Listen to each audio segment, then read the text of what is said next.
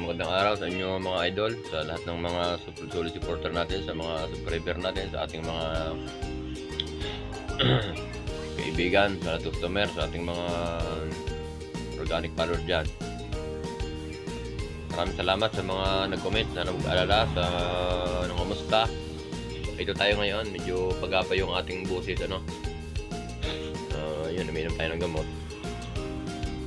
Wala lang talaga kalaban natin ngayon. Wala na tayong budget.